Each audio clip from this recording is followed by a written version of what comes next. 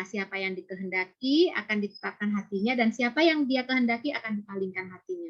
Makanya kita kan nggak tahu bagaimana akhir hidup kita, maka kita bisanya minta sama Allah. Allahumma, yaitu kalau di doa yang diajarkan kepada sahabat itu yang selalu harus dibaca setelah selesai sholat atau sebelum salam itu ya. Allahumma a'inni ala dzikrika. A'inni itu bantu aku ya Allah. Jadi kita minta bantuan Allah.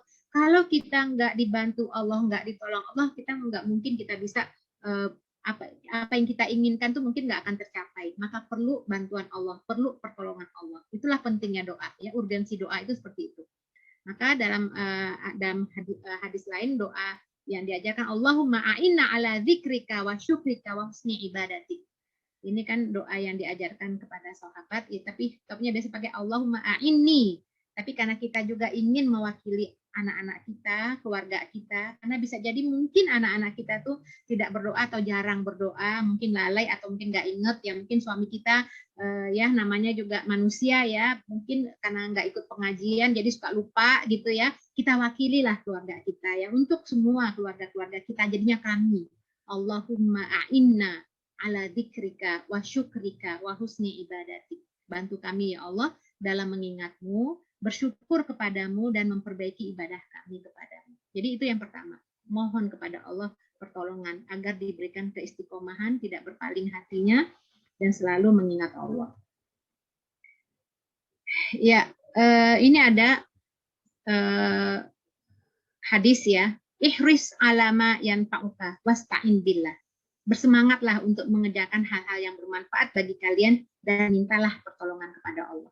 Jadi memang setiap apapun yang kita lakukan dalam kehidupan ini itu nggak bisa terjadi atas diri kita sendiri tanpa pertolongan Allah. Maka minta bantuan kepada Allah, ya. Termasuk misalnya ya, ini misalnya masalah sepele kan, Ibunda Aisyah kan suka mengatakan ya, mintalah kepada Allah walaupun untuk tali sendal yang putus. Masalah remeh temeh di kehidupan dunia ini itu jangan lupakan Allah. Dan apalagi dalam hal yang penting dalam kehidupan, keistiqomahan.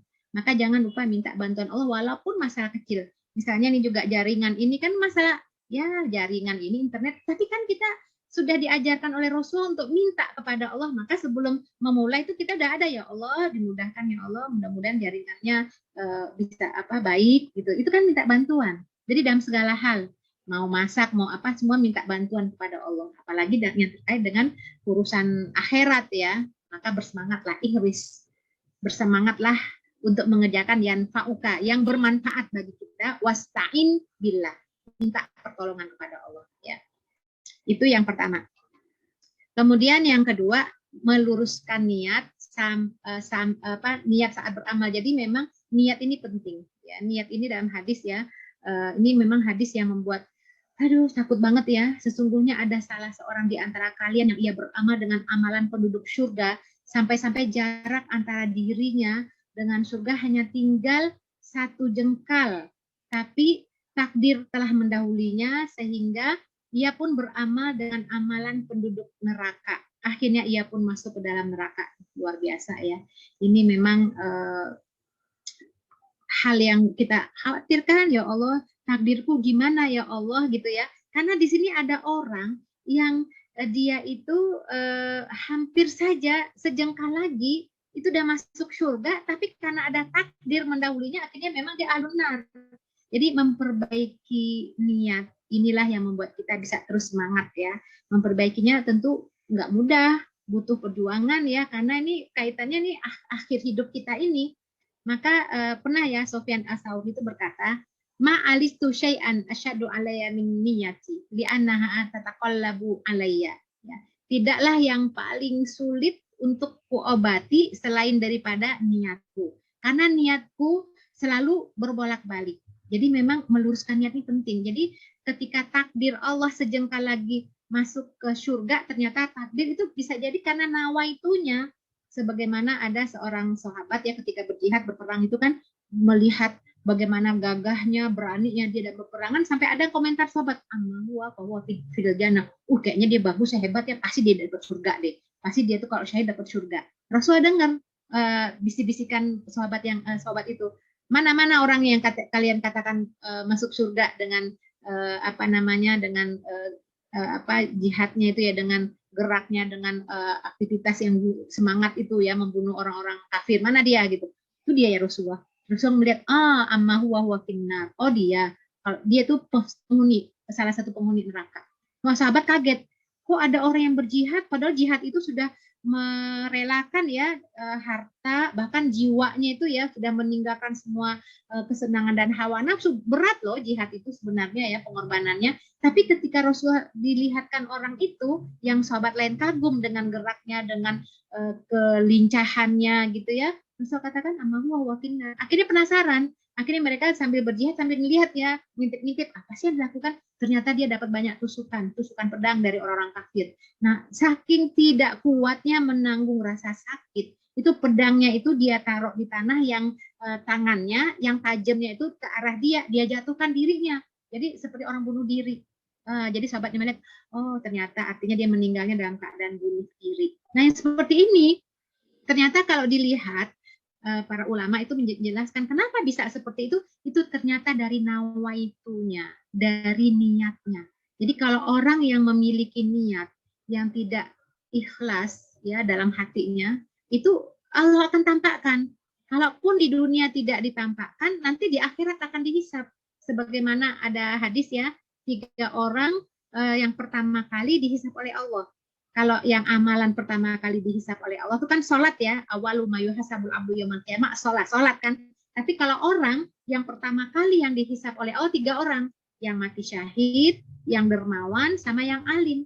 Nah, ketika yang mati syahid itu ditanya, kenapa kamu mati? Aku mati apa namanya, karena engkau ya Allah gitu ya, mencari ridhomu. Oh, engkau mati. Bukan, engkau jihad itu tujuannya apa? Supaya engkau dianggap sebagai seorang pahlawan. Jadi nawa itu niatnya. Jadi ini yang dikhawatirkan. Itulah sebabnya Sofyan Asharu mengatakan yang paling sulit ya untuk ku obati ya, itu untuk meluruskan itu adalah niat. Karena niat itu suka bolak-balik. Mungkin awalnya kita ikhlas. Ya kan, kalau masalah keikhlasan itu kan ada 3 ya. Sebelum memulai, pada saat mengerjakan, setelah selesai itu tuh berat banget. Justru setelah selesai. Mungkin awalnya kita mudah berniat ya. Baik karena Allah ikhlas ya. Kita bisa meluruskan niat.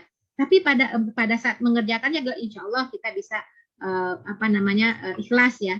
Tapi setelahnya itu ya Allah berat banget ya. Nah, ada lagi ini contohnya ya, Sulaiman bin Daud ya, ini seorang sahabat mengatakan ya, rubama ahdatsu bihaditsin wali niyatun fa idza ataitu ala ba'dihi tughayyir niyati. Jadi terkadang ketika aku menyampaikan satu hadis itu aku butuh pada niat. Lalu jika beralih pada hadis yang lain maka berubahlah niatku, sehingga satu hadis itu butuh pada beberapa niat. Jadi artinya ketika kita belajar atau mengerjakan sesuatu tuh harus pasang niat terus. Bisa jadi niatnya bisa berubah-ubah. Maka memang menjaga niat itu penting, meluruskan niat itu penting. Ya, termasuk niat itu kan hahuna dalam hati ya. Itu niat itu kan bisa bolak-balik. Bisa ya macam-macam lah, niat itu kan godaan setan, maka harus memasang niat terus ya, meluruskan niat terus-menerus ya. Misalnya ya banyaklah niat-niat, kadang-kadang nggak hanya diluruskan, perlu juga kita mengingat harus ada niat.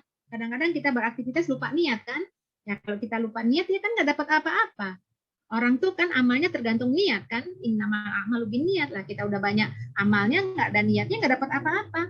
Niat misalnya mau ngirim apa ke tetangga ya ini aja lah buat biar ini kan udah buat tetangga. Tapi nggak ada niat karena engkau ya Allah ya nggak dapat apa-apa. Kita ikut kajian begini juga ya otomatis aja ya, oh udah jam 10 ya ada acara ya udah buka ininya internet pasang udah dengerin. Lupa kita untuk pasang niat karena engkau ya Allah, agar engkau ridho denganku, agar dapat ilmu yang bermanfaat, bisa bersilaturahim dengan yang lain. Nah itu masuk tuh niat di dalam itu, dapat nilai di situ. Ya, jadi ini perlu meluruskan niat ya. Jadi niat ini penting banget, niat ini penting banget ya. Bisa jadi kita nih ya dalam belajar ya, pada awalnya itu bisa mengharapkan ridho Allah. Tapi bisa jadi beralih nanti ya, kalau kita berharapkan ridho Allah ya itu pasti insya Allah bisa istiqomah. Tapi kan suatu saat ada godaan-godaannya lagi ya, yang bisa membuyarkan belajarnya. Jadi ada kegiatan yang lain sehingga kita dahulukan kegiatan yang lain itu yang sebenarnya juga nggak penting-penting amat, sehingga meninggalkan belajar ini ya. Itu juga bisa jadi dipertanyakan niatnya.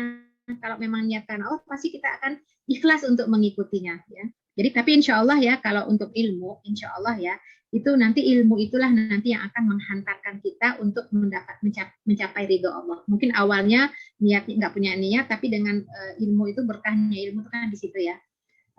Ada apa namanya, ada Rukutni itu mengatakan tolabnal ilmu liwarillah fa ini ayakuna ilallah. Kami dulu menuntut ilmu karena ingin mendapatkan apa, ada maksud tertentu lah ya, bukan karena Allah, tapi ilmu itulah yang membuat kami itu meluruskan niat kami. Jadi ilmu itu enggan dia kalau ada orang menuntut itu, kalau kalau apa, tidak karena Allah ya. Jadi ilmu itu sendiri yang nanti akan menghantarkan kita untuk mencari ridho Allah ya. Jadi ibu-ibu, memperbaiki niat kita itu jangan sampai terlewatkan ya, karena godaan syaiton itu nggak hanya dari arah depan, kiri kanan depan belakang itu berusaha untuk menggoda kita ya. Maka kita luruskan niat kita, hati dan pikiran kita fokus hanya untuk mencari ridho Allah. Memasang niat itu penting ya, dan jangan lupa juga bahwa dengan niat yang baik itu insya Allah Allah akan muluskan apa yang kita harapkan, apa yang kita inginkan ya. Jadi dengan niat yang tulus itulah insya Allah kita akan mendapatkan keistiqomahan, mendapatkan keberkahan dari apa yang kita, keberkahan dari kehidupan kita, seapapun kesibukan kita itu terasa nikmat ya dengan niat karena Allah ya. Jadi mudah-mudahan ya hati kita bisa dibersihkan dari keinginan yang tidak baik. Kita niatkan semuanya karena Allah, dan Allah menjaga niat kita sehingga kita mendapatkan keistiqomahan insya Allah. Rasulullah bersabda, Inna rojula la ya'malu bi amalin ahlil jannah fima yabdu linnasi wa innahu lamin ahlin nar. Sesungguhnya ada orang yang beramal dengan amalan penduduk surga sesuai yang tampak atau terlihat oleh manusia, padahal dia ada termasuk penduduk neraka. Tadi yang tadi saya sampaikan, ternyata hatinya, nawaitunya itu. Ya kan, kalau orang yang berjihad itu kan ternyata kan dia katakan kepada Allah, aku jihad karena engkau ya Allah. Allah katakan, kadzabta, kamu bohong. Kamu hanya ingin dianggap sebagai pahlawan. Kamu udah dapatkan itu di dunia. Al-an idhabilan nas. Sekarang masuklah ke neraka. Nah, itu. Jadi mungkin dunia orang nggak tahu, tapi di akhirat Allah nggak tahu.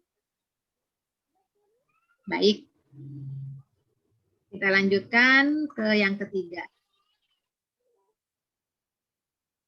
Ibu-ibu terdengar suara saya kan Bu ya? Terdengar.